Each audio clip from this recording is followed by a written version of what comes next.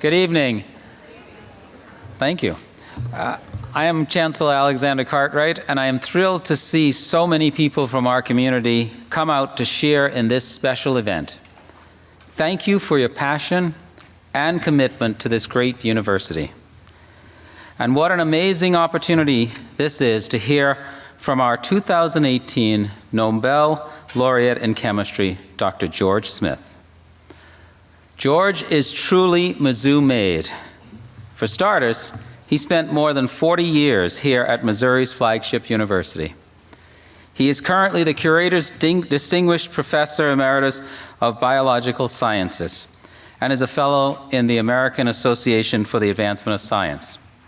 And now, he is the first MU professor to receive a Nobel Prize. Yes.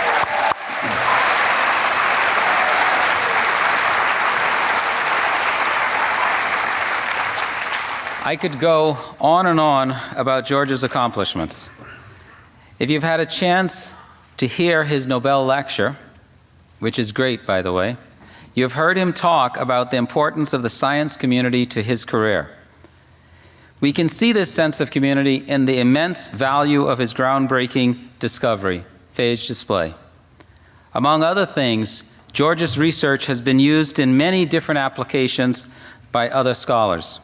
Some of that work resulted in methodologies used to treat metastatic cancer and counteract autoimmune diseases. But we can also see this sense of community in George himself.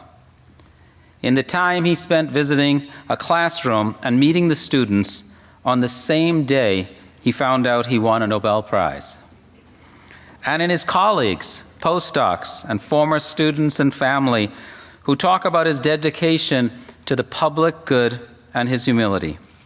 He continues to be a great ambassador for Mizzou, too. This weekend, he and I traveled to Chicago to speak to prospective students.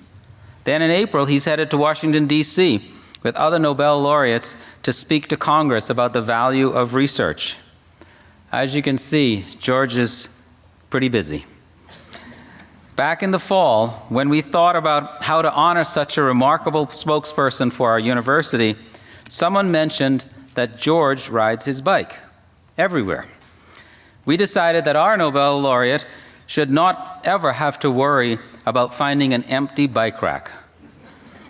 It was the least we could do to honor his historic achievement by giving him his own reserved bike rack, which you'll see a video about in a little bit.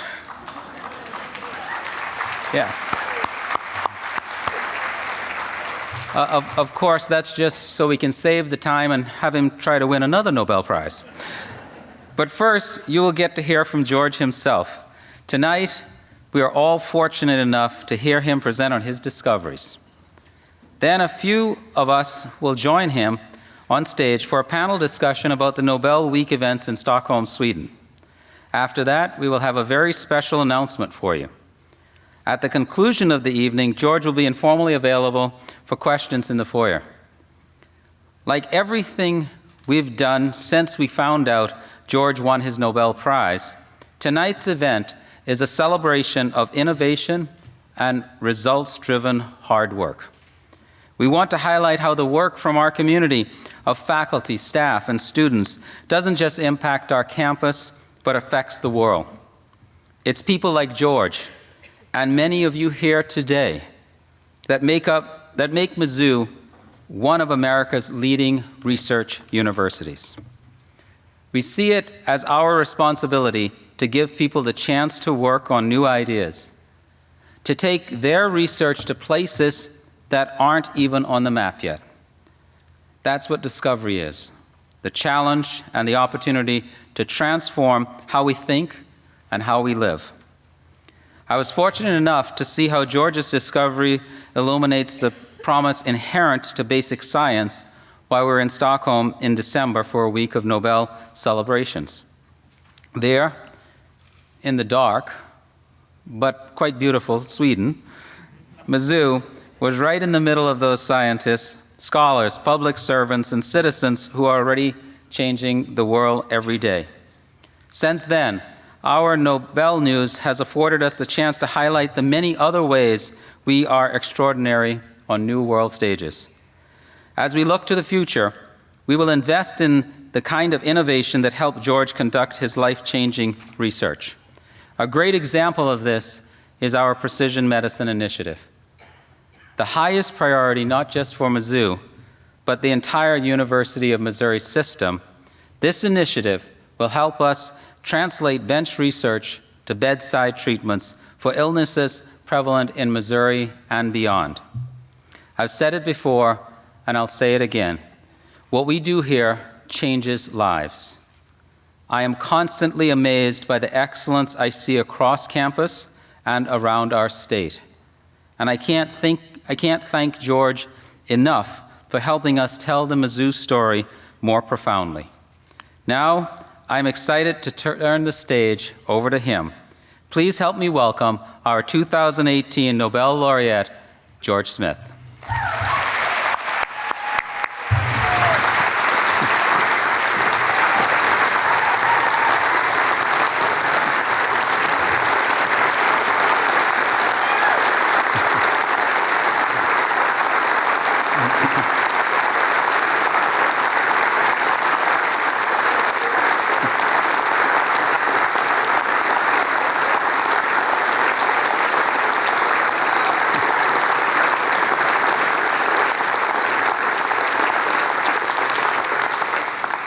Why are you here? I don't sing. Not very well. Evidently, the Nobel Foundation found out the hard way that it's really necessary to train the laureates for the 5 simple things they have to do during the ceremony itself. Most, but not all of us got it right in the ceremony itself. So the Nobel Prize in Chemistry was awarded this year to 3 of us, or last year rather, to 3 of us who, in their words, harnessed the power of evolution to achieve chemical goals. So let me remind you about evolution as envisioned by Charles Darwin 150 years ago and his many countless successors since then. He realized that the living world is a biosphere of reproducing organisms. And furthermore, that these organisms vary slightly from one another. Even within one species, and individuals differ from each other. And some of this variation is heritable. And he reasoned that natural selection, favoring some variants over others because they are better adapted to their environment, might, over a period of 10 or 100 million years, explain the extraordinary adaptations we see in the living world today. So I would like you to imagine a chemist like us, custodian in charge of an artificial biosphere of reproducing chemicals. And furthermore, imagine that these chemicals are able to undergo heritable changes, heritable mutations that change their shape and their chemical characteristics. And imagine also that the custodian, the chemist, imposes on this artificial biosphere of chemicals an artificial selection that favors some chemicals over others by demanding, for example, that they bind to some substance. That's what I mean by chemical evolution. And perhaps you think that chemical evolution is ridiculous because chemicals don't reproduce. Well, I'm going to tell you about a type of chemical evolution that happens all the time in your own bodies, and that's the immune system. So an antibody is a chemical. It's produced by the immune system. Its key feature is a binding site. And I'll talk about the binding site presently. But first I'd like to introduce the cartoon I'm going to use to represent antibodies in this talk, this oval with a irregularly shaped indentation that represents the binding site. So the amazing thing, this is how the antibody system works. When any foreign antigen, foreign substance, an antigen, it could be a virus or a bacterium or a toxin or perhaps a vaccine component, enters your body makes large numbers of antibody molecules that bind specifically to that incoming antigen. They are complementary to it. And what I mean by complementary is the binding site in the antibody fits tightly around some feature on the antigen and makes strong bonds. And an antibody that is complementary in this way to one antigen is very, very rarely complementary to some other unrelated antigen. So this amazing feat of the ability to make antibodies that are specific for any incoming foreign antigen that enters your body is the result of chemical evolution, and that's what I'd like to describe to you first. So let's admit from the outset that antibodies are proteins, a kind of chemical, and they can't reproduce on their own. Even if you dim the lights and play romantic music, they're not going to reproduce. But actually, antibodies spend only a short part of their career as standalone chemicals. Mostly, they are attached to the cells that make those antibodies. Those cells are called B cells. So the B cells have inside their chromosomes the blueprint for the antibody, that is, the gene for the antibody. And we all know that cells reproduce. They reproduce by cell division. And when the cells reproduce, the antibodies that they specify reproduce as well. And let me just say that I'm grossly exaggerating the size of an antibody compared to the cell that makes it. And they're about like 2,000 times smaller than the cell. And a B cell displays about 100,000 copies of its antibodies on its surface. So reproduction, that element of evolution is satisfied by the antibody system. Random variation. The immune system has evolved so that random mutations in the part of the blueprint that specifies the binding site occur in B cells as they mature. And the result is that you have a repertoire of maybe 10 or 100 million different B cell clones in your body, and each one displays a different antibody with a different randomly varied binding site. And this enormous repertoire of antibodies is sufficiently large that virtually any foreign antigen that enters your body will find at least a few antibodies, B cells whose antibodies have a binding site that is complementary to that foreign antigen. So the last element of evolution is selection. So in the antibody system, selection is by antigen. So when a foreign antigen enters your body, if it finds a B cell whose antibody has a binding site complementary to it, it stimulates that B cell. And that B cell clone goes wild. First, the cells divide like mad. And secondly, the resulting many cells that result, each produces about 1 billion antibodies before it dies.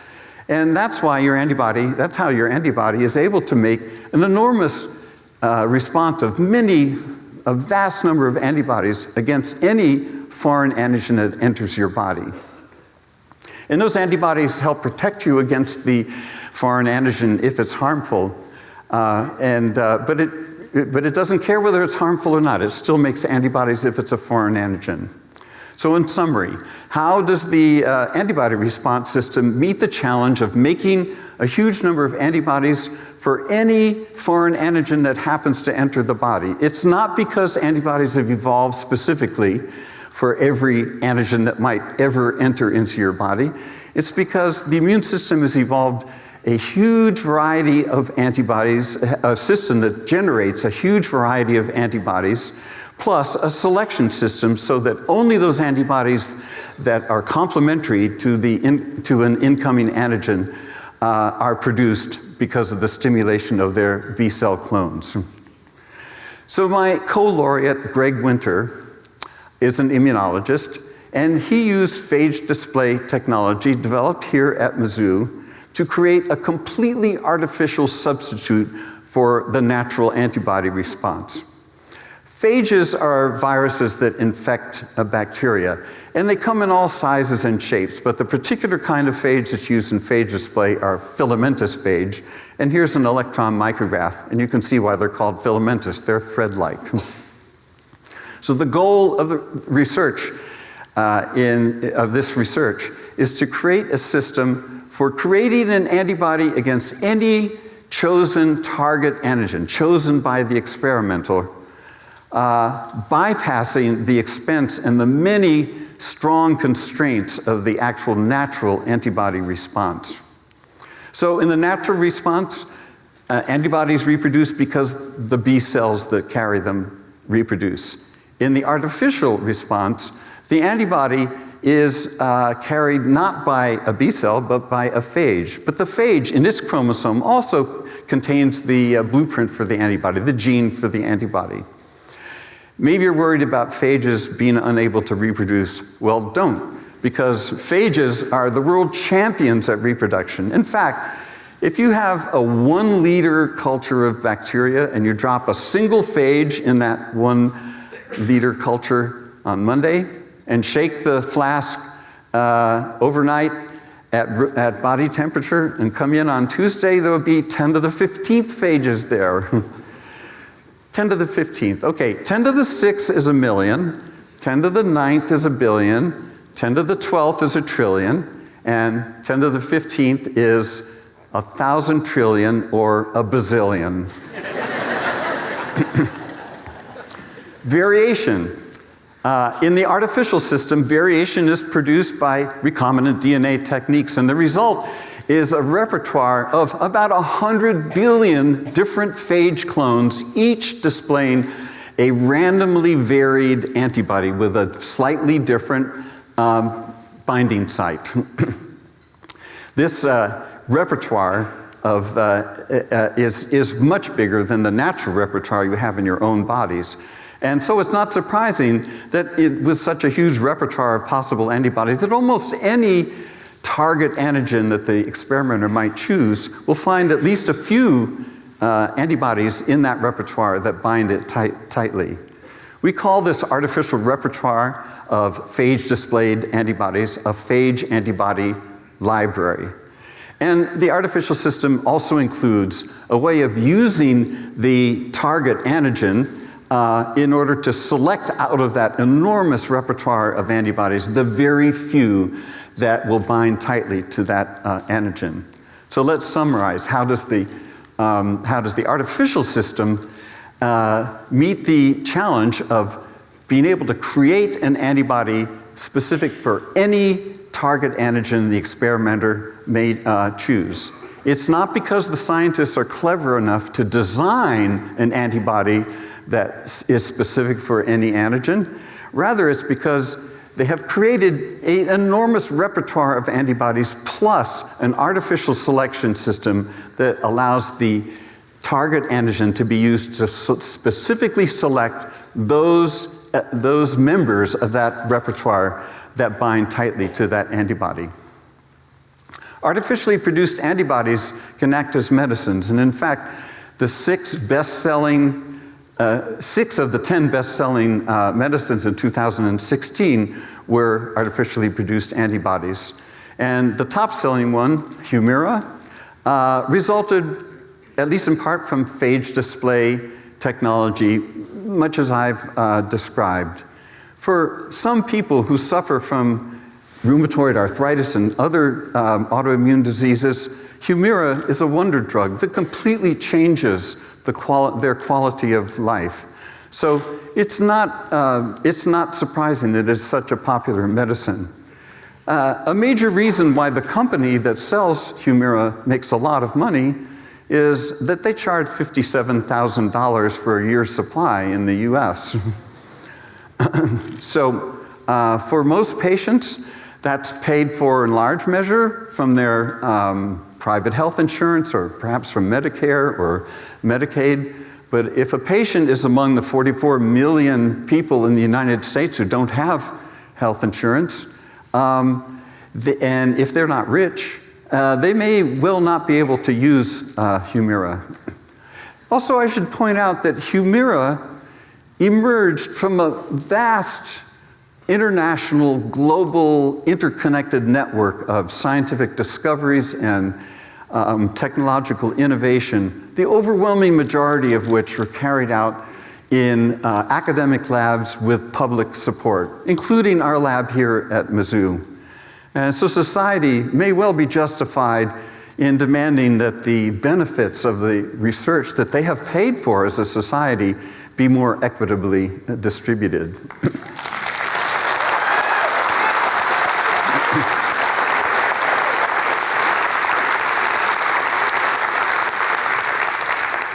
So actually, the majority of phage display is not done with phages that display antibodies, but rather phages that display small peptides, small random peptides. A peptide is a little tiny protein, much smaller than an antibody.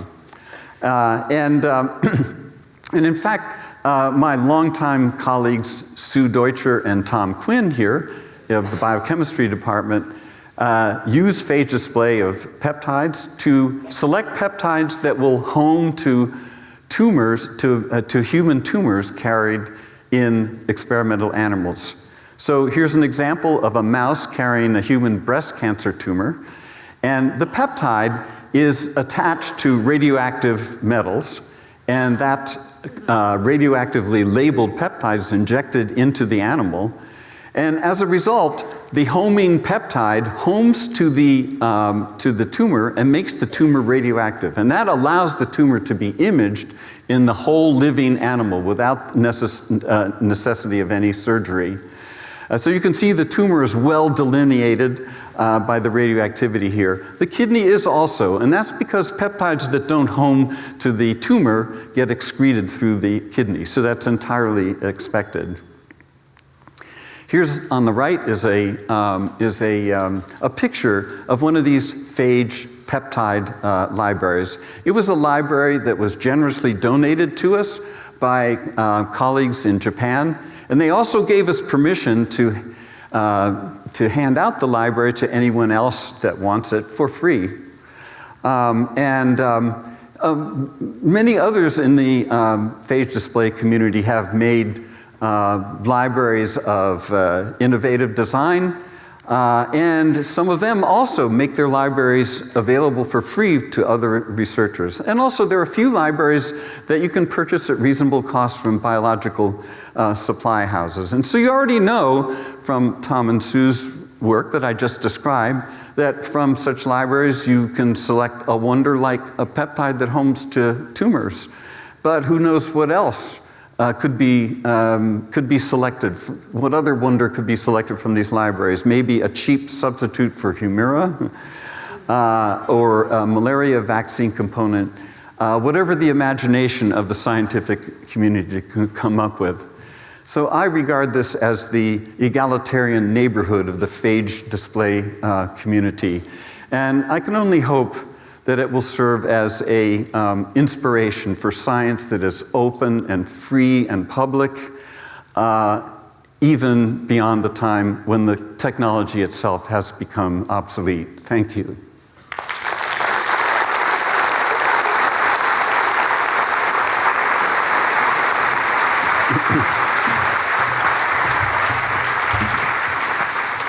Thank you, Dr. Smith, for that wonderful explanation of your research. Good evening. My name is Pat Oker, and I'm Dean of the College of Arts and Science, home of our Nobel laureate, and very proud to be that. And so it's my pleasure this evening to introduce the next portion of our celebration this evening, which is going to give us an inside view of the events in Stockholm. Before we hear directly from the people who were there, let's take a look back at the events of that fantastic week.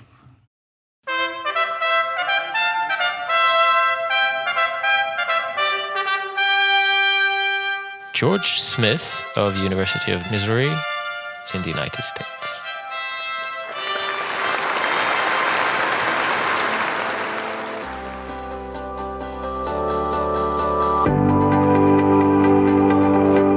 This is what we do at Mizzou. This award, in my opinion, celebrates and validates the impact of basic research.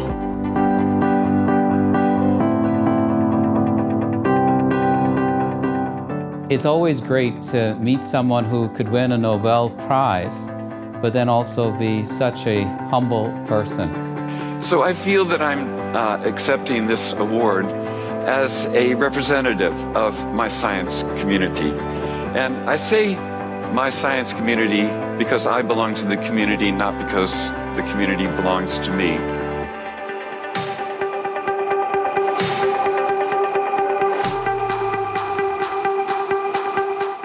It is incredible to think that work done in our labs, here on our campus, have a direct impact like this on the quality of life of all individuals around the world.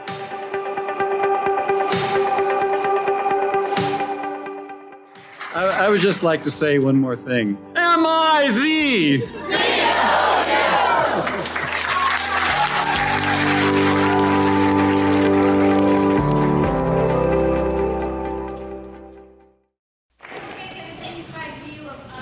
Stockholm. You obviously already know Dr. Smith and Chancellor Cartwright, but let me introduce the other members of our panelists. First, we have Dr. Margie Sable, Professor Emerita of Social Work and spouse of Dr. Smith, so welcome. And we have...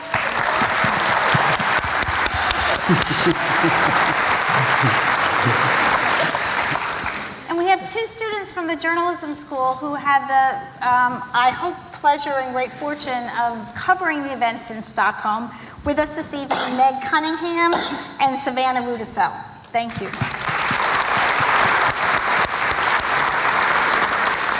So I want to start with a question for everybody here.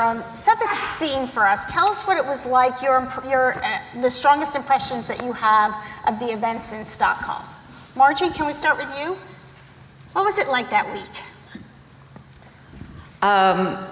It was exhausting. It was exhilarating. Of course, I was, full of pride for George. It was really wonderful to see him celebrated like that. Stockholm gets dark at about 3 in the afternoon, but it's so lit up with so many decorations, and it was, before Christmas, and it was just beautiful. So that's sort of my take on it. It was, I think we both felt that we were running on adrenaline the whole time. There was a student after party after all the Nobel festivities that went on till 5 in the morning.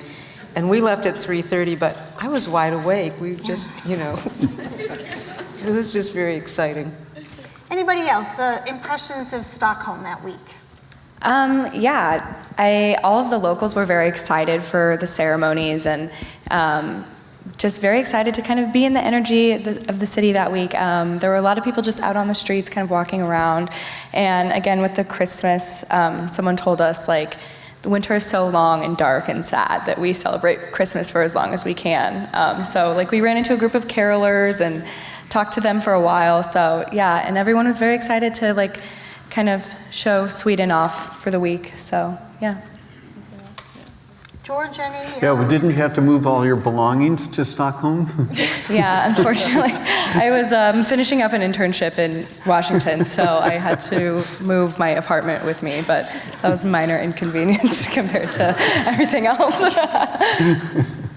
George, impressions of the city that week?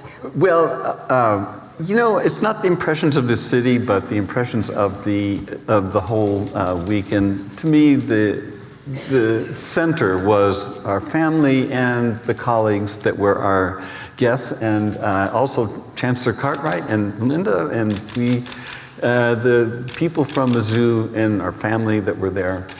It was kind of like a family affair to me. That's how that's what was the biggest impression to me, I would say. I'd say the biggest impression for me was just going into any of the hotels, the Grand Hotel or any of those places, and just seeing how excited people were about the Nobel Prizes. They knew that this was going on. They were part of it. They were sort of, well, not stalking, but they were around. Stalking. Waiting for people to come out, and then they would want to take pictures with them, or they would want to talk to them. So it was pretty amazing to see that level of commitment to the excellence that people have done in their scholarship. So we saw a few pictures of some of the formal events. Can you tell us about the banquets? There was more than one, but a main banquet. What was the banquet like? Well, in the banquet, the laureates are escort members of the royal family and other notables in Stockholm. So my escort was the crown princess, who was wearing a robe that her mother, the queen, had worn, I think, like 23. A gown. Okay, robe, gown. You're getting a sense of Margie's role here. Yeah, right, I got it. So, like all the paparazzi were all over her. And so we went down this ornate staircase in a procession down to the banquet after the Nobel ceremony, and there were, like 1,200 people in the banquet. I warned her that I wasn't very good with my balance, so she had to catch me if I fell. She did catch me one time. So that was a remarkable thing, and you just can't believe the ornateness of this ceremonial banquet afterwards. There wasn't very much food, but it was incredibly. It was incredibly beautifully presented.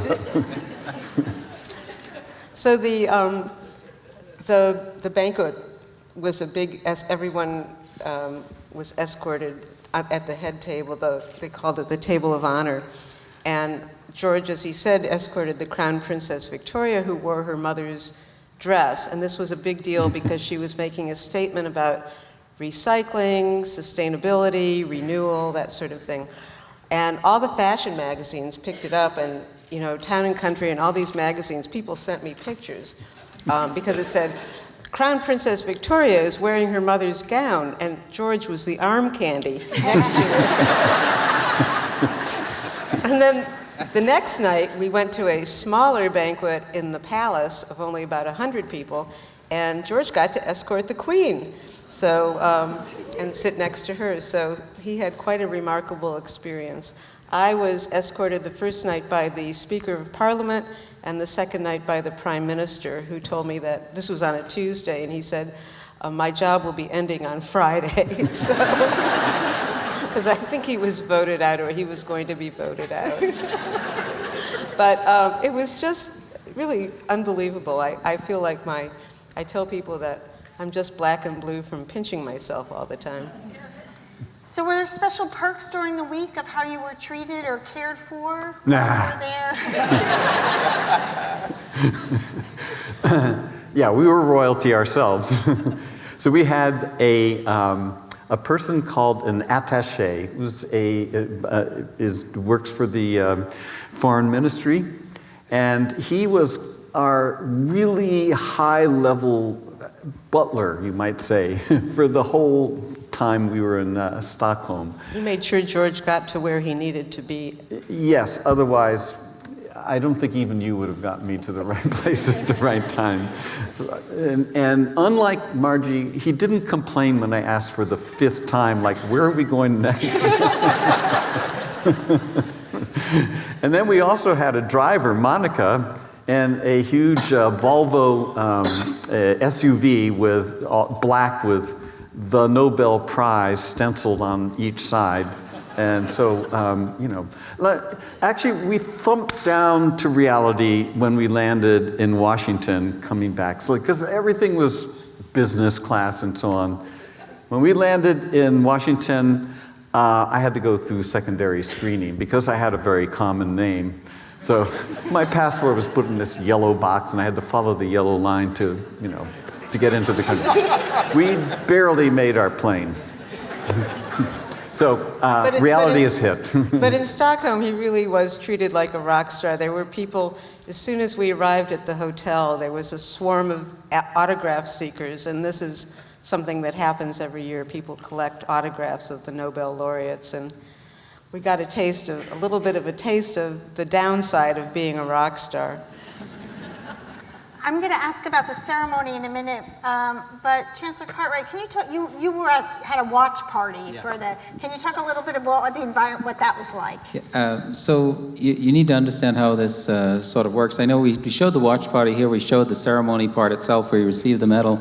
But then what actually happens is that after that, they actually show the entire dinner. And people watch it. And it goes on and on for a very long time. In fact, I have to admit that I don't think we finished watching the whole dinner. But it was going on for a while. And it's on the national TV. And they explained to us that they have this tradition that what they typically do is some of the families will actually dress up in formal wear, like what is going on at the dinner, and they would have the meal that was the previous year. Wow. Yeah. So they would watch the whole dinner and go through the whole process just as if they were at the dinner with everyone. So it was really quite amazing. We had a couple people there who actually were able to translate for us, and they could tell us a little bit about what's going on. But it was fascinating to think that people would watch it for that long and just watch the meal. I remember, and I don't remember exactly what the person did, but it was someone from a band, and they did the big faux pas of having on a cap. And apparently that became a big deal. From U2. Thank you. There it is. I don't remember some of those things. Thank you, Margie. You're taking care of me now. So, George, I wanted to ask you one question about the ceremony itself. Many of us watched the ceremony here on campus, and I had actually never seen the ceremony before. I was struck by how formal and elaborate it was. But I was also struck about the incredibly powerful music that was performed there. And I know you're a music lover, and I'm just wondering any impressions that you have of the music performances that night. Well, did you see the conductor? She conducts with every molecule in her body, including there was a whole passage where she was conducting with her head like this. I've never seen the conductor to do that. She just moves her whole body, but the music was great. And there was a Nobel concert as well. And they played a piece by I've forgotten her name now, but a Stockholm composer, a new piece that was a very charming and electrifying piece. Yeah, they really like music in Sweden, and yeah, this was a highlight for me, especially going to the concert was a highlight. Great. Megan, Savannah, tell us a little bit about what it was like to cover this event. Unlike anything you've done before, maybe, or how does this compare? This was a little different than going to Jeff City. Yeah, just a bit. First, I mean, it was so hard to capture everything that was going on. I mean, like George and Margie said, they were just busy all week, and we were just trying to keep up. But the press conference that they had, the lectures, of course, the ceremony itself. So it was a marathon, I would say. Another big challenge that was actually a lot of fun to work with was working between all the newsrooms we have here. We're with the Missourian KBIA or NPR affiliate and KOMU, the NBC affiliate. And working with all the news managers back here across time zones was another different kind of challenge, but definitely taught us the importance of communication and clear expectations. Yeah, one thing I'd add, I've never been on a story for like over a week, and so we were kind of reporting through the jet lag for a week and like trying to just get our bearings the first couple of days, but it was a good lesson in like just sticking with the story, trying to find a new angle every day, trying to give something different, when for us it was like trying not to seem monotonous and kind of just doing the day-to-day, like here's what's going on today. So we were trying to like bring new stuff, which was challenging to have to like try to find a new kind of angle or scoop every day, but it was a lot of fun. So. And a takeaway that you would share if you were doing an interview for an employee, somebody who might be hiring you, what would you say about the takeaway of this experience of doing this? Yeah, I'd say just again, kind of sticking on a story for a long time and overcoming just like the fast challenges. I mean, we planned everything out to a T, but it obviously didn't go that way most of the time. So we had to just think on our feet and be ready to just, take whatever was thrown at us. So like the first day, we got there, I got there before them because their flight got delayed, and so I didn't have gear, so I had to report off of my phone, which wasn't a big deal. I just wasn't prepared for it, so I had to just kind of scramble and get all of my stuff together and have something turned over, which wasn't awful, but I just wasn't prepared. So I think just good lessons in thinking on your feet and being ready for anything. But Favorite memories from anybody of the week? I just wanted to say how impressed I was with the reporting that Savannah and Meg did. And, Meg was stuck there without any equipment, and the first thing we did was to go to the Nobel Museum, and when we came out, she was right there. I don't know how you knew we were there or how you found us, and she didn't have any equipment, but she stuck her phone up to us, and, I was really impressed. So, and I know they were up till, 4 in the morning because of the time change reporting. Favorite memories? Actually, our first day, we went to the Vasa Museum. The Vasa was a warship that of great modern Swedish workmanship. It slipped out of the quay after being built and then promptly sank in the harbor there. This was in what year? 16 something. Yeah. And it was raised 300 years later, and a whole museum is built around it. And it's been preserved. It's an amazing thing to see this warship. There are a few people that are allowed on the warship, and that is acting heads of state and Nobel laureates. So we got to go. We walked all over the ship with the technical director, who's actually an American citizen, who knows everything technically about the ship. Of course, I loved it, and it was quite an amazing experience for our first couple of hours in Stockholm. Well, I think the best thing, of course, was watching George get the prize from the king, in that amazing ceremony. But the other really fabulous event was that Chancellor Cartwright and Melinda hosted a luncheon for us and our guests. You get to bring 14 guests, so 7 of them were our family members, and the other 7 were George's former students and a colleague that he had, who had come here to work with him, who's now at Auburn University.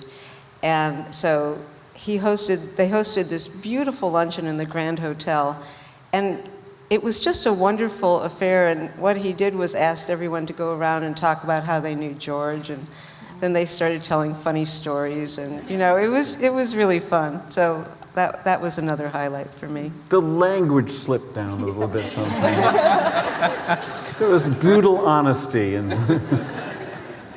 Chancellor Cartwright, favorite memory? Well, I was going to talk about the lunch because of all the things we learned about George. I would actually say next to that, it would be the lecture. Just being able to go, and this is a Saturday morning, and the place was packed. So many people come out early in the morning to hear the lectures from the Nobel laureates, and so that was terrific to see that.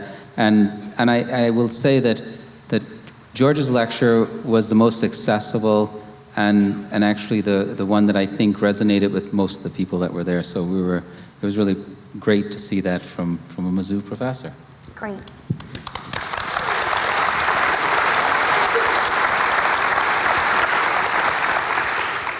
Yeah, I'd say just as a reporter, kind of working really closely with the team while we were there was really wonderful and something I'll look back fondly on.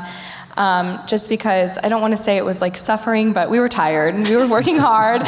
So kind of just like that collective, okay, we just got to push this through, we got to get this finished. And then the sigh of relief when we finally were done. And I had never worked with Nathan or Savannah before. Nathan was our kind of news director while we were there. And so we got really close throughout the weekend. It was a lot of fun, and I'm glad I have the memory for my college years, so. Well, these guys have touched on some of the more grand, formal, wonderful events that will always stay with us, but there was one small moment the night of the ceremony when Meg and I are writing and editing just as fast as we can in our hotel room. And the thing about editing in a hotel room is you need to voice properly for radio and TV. So Meg and I had to be under the covers in our hotel room talking about how fancy and how important that Dr. Smith is here on this world stage, and we're huddled under our hotel bedroom covers. And so it just... I told you were going to get an inside view. One final question for Chancellor Cartwright. Can you tell us what you think this means to Mizzou, to the Columbia community, and the state of Missouri? You know, I want to go back also to the previous one. One of my favorite things, and I met Meg and Savannah and Nathan when I was there, and how professional they were. You would never guess that they were just college students. They were absolutely professional and knew how to do everything. And we didn't know, none of us knew exactly what was happening, but they seemed to know when everything was happening. So we just had to follow them for a lot of the details. And they did a great job of getting that information back here. So I just want to thank them for everything that they've done to represent Mizzou.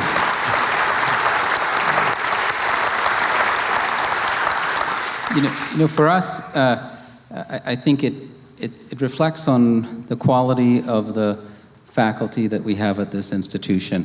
And it shows the type of groundbreaking research that happens at Mizzou. And that being here and being in an environment where you're able to pursue your dreams, to think of ideas and know that you're in an environment that values your creativity and values what you're doing for society, that I think is something we can all be proud of. And in a way, of course, everybody who was here during that time and that interacted with George and with Margie had a part in this, right? You only are exceptional when you're in an environment that is encouraging you to be that way. And I think that's what happened here, and that's what we want people to know about coming to this institution, is that we want to be able to provide an environment like that. And I think it has put Missouri on the map. People know about what we're doing here, and I hope that they realize that this is the first in a long line of Nobel Prizes that we will have at Mizzou. So thank you.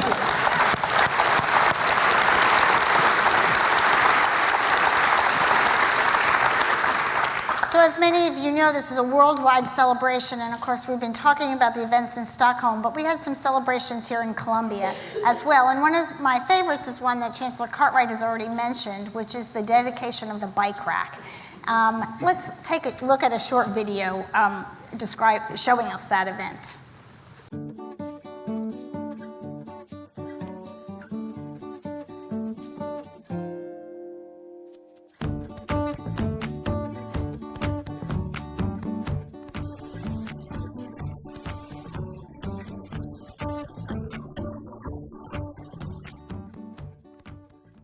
Well, isn't that a great video? Thank you. It's a great reminder of George's humility and generosity. Both he and Margie have tirelessly supported Mizzou and our students during their 40-plus years here, and I cannot thank them enough for their service. As you know, the Nobel Prize comes with a monetary prize. I have to tell you, on the day George found out about the award, he made a passing comment to me, he and Margie both did, about potentially donating the prize money to charity. Well, tonight, I am pleased to announce that he and Margie have decided to direct the prize money to Mizzou to establish the Missouri Nobel Scholarship Fund.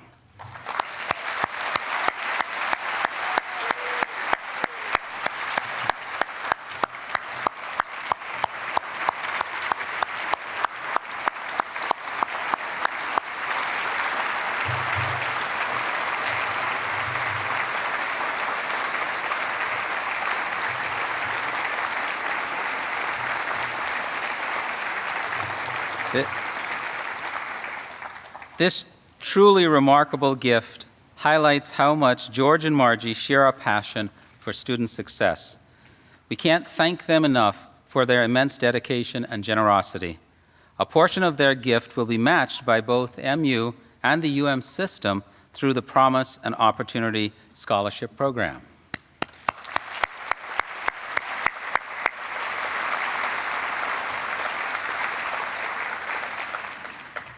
These scholarships will support undergraduate students in the College of Arts and Science. It will help us grow discovery and excellence across the liberal arts to ensure that we continue providing world-class learning opportunities inside and outside of the classroom. But wait, there's more. We just cannot thank George and Margie enough for tirelessly representing Mizzou. I am thrilled to announce that MU is contributing an additional $100,000 in honor of George and Margie and the Nobel Prize to ensure even more students get the critical support they need to succeed at Mizzou.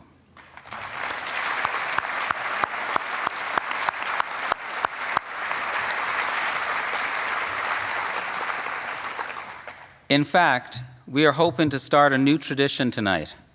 We will make the same commitment for all future Mizzou Nobel Prize winners. So consider this a challenge. I am confident that this is only the beginning of our Nobel journey. George and Margie, thank you for everything. And would you like to say a few words? Thank you.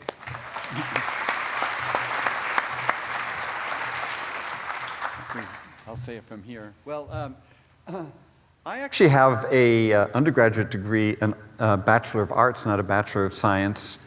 And I consider my, liberal arts education in college as a springboard for a lifetime of learning and cultural engagement. And so this is why I think it's really important to support culture in general as exemplified by the liberal arts.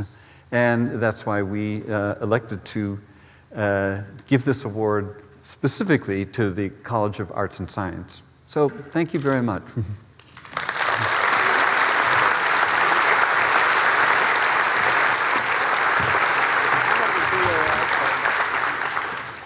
On behalf of all the students. Apparently I was listed. Oh. It's okay. Do you go next? Sorry. It's okay. No, you go next. do I'm it. sorry. Yeah, sorry. My mistake. We got a little mixed up there. Thank you both again. And in case you can't tell, Margie and George are all in on student success and for Mizzou. I can't tell them enough how grateful we are for that support. The idea of being all in is the theme for tomorrow's third annual Giving Day. In fact, every dollar given toward the Missouri Nobel Scholarship Fund during Giving Day will be matched. We are going all in too. Now I'd like to turn it back over to Dean Oker. Sorry.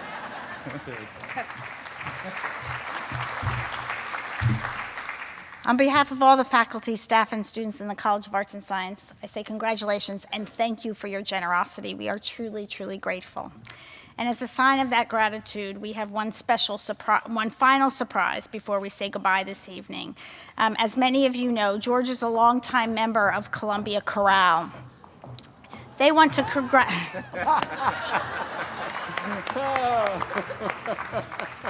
and they want to congratulate him in their own special way. Please welcome the Columbia Chorale under the leadership of our very own Emily Edgington Andrews from the School of Music, the Columbia Chorale.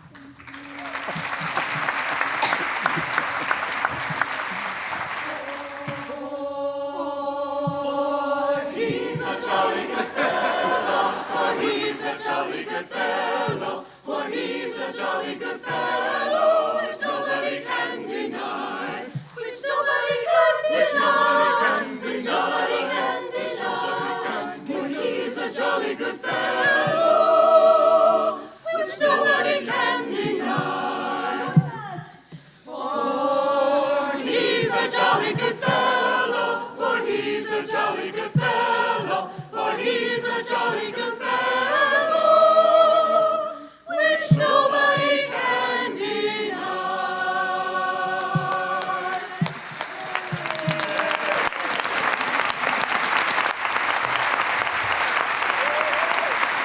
know,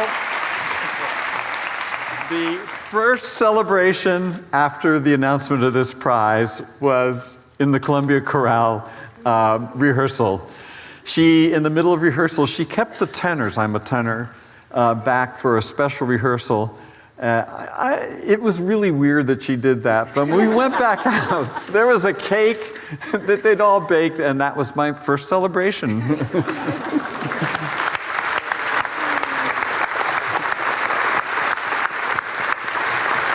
And also, Emily lied to me last time. You did a good job I said I might come. So I was going to try to come tonight.